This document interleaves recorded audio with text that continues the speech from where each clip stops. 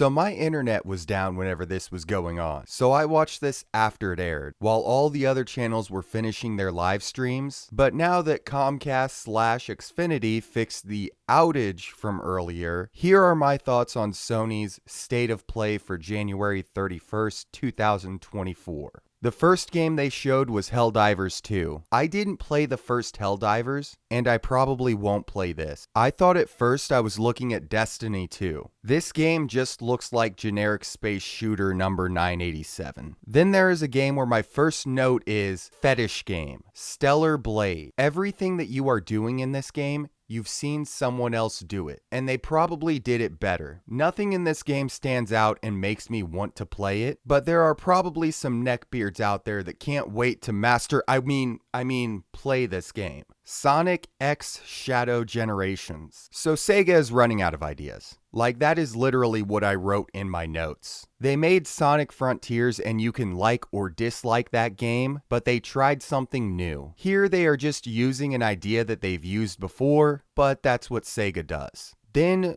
Zoneless Zone Zero. What the fuck does that even mean? This game looks like it's trying to copy so many games, it's not even funny. This showcase did not get off on the right foot for me. I have no interest in this game or the games before it. Then Foam Stars, something that was made just to compete with Splatoon, I guess. That's all I have. This game does not interest me. Moving on. Dave the Diver is coming to PS5. Not only that, but there will be Godzilla DLC. What is going on? Like, literally, what is happening? This is out of hand. Godzilla shouldn't be in this game. Now, V Rising, an action RPG that looks intriguing, like it might be something really good. In my notes, I put the best game so far, only to be outdone by the next two games. A new Silent Hill that is in first person and stars a 20-something female with a smartphone. That's exactly what's written in my notes. Silent Hill, the short story. This is free on PS5, so if you have a PS5, you should probably download it. This is a game I'm interested in, as well as the next game they showed.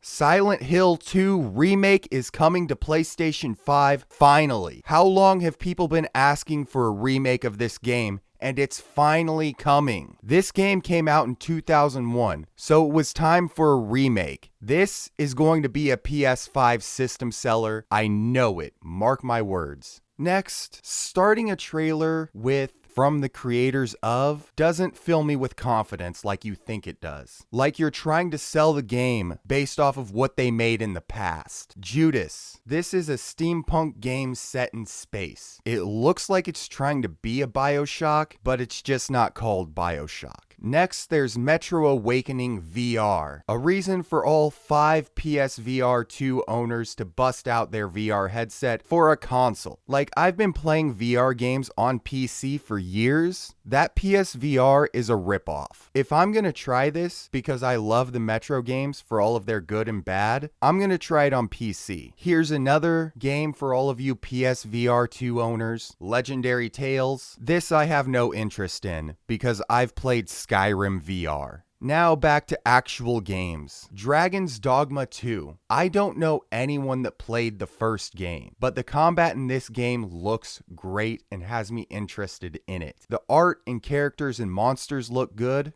and for what we've seen of it, it looks pretty good. Then we have Rise of the Ronin, with free running like in the Assassin's Creed games, gliding like in the Batman Arkham trilogy, and a grapple gun. Also flamethrowers and guns with a sword combat that reminds me of a number of other games. This looks interesting, but will probably get lost in the shuffle of how many good games are going to be coming out in 2024.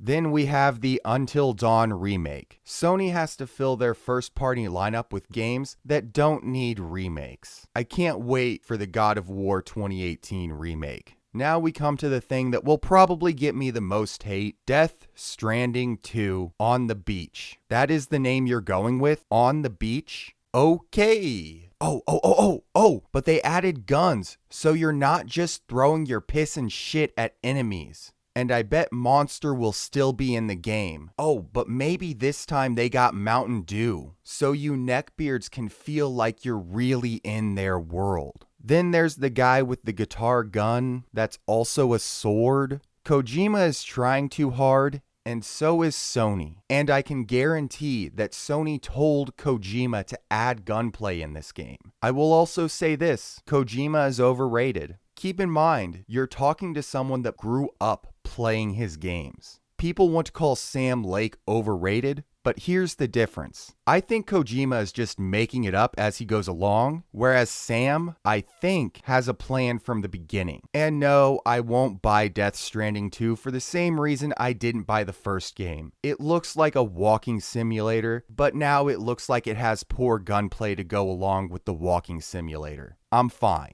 Now I gotta be real, Microsoft had the better event, and I had to think about it because neither of these were great. And at first, I thought Sony had the better event. Then I started thinking about which format I like more. I prefer the developer direct because it lets developers talk about the game and express their vision of the game. That's it. Sony had more games, and I know there will be people jerking off Death Stranding 2, but my favorite section was the Silent Hill section with the new Silent Hill game and the Silent Hill 2 remake. But tell me what you think in the comments section down below, and I'll be looking for the Kojima comments so I can explain to you how I played his games on the PS1 and PS2, so come at me. But while you're down there, you can also like the video, and remember, a dislike does the same thing as liking the video. Subscribe to my channel and hit the little bell for notifications, and I'll see you all next time. Or not, a lot of you Sony ponies are very sensitive.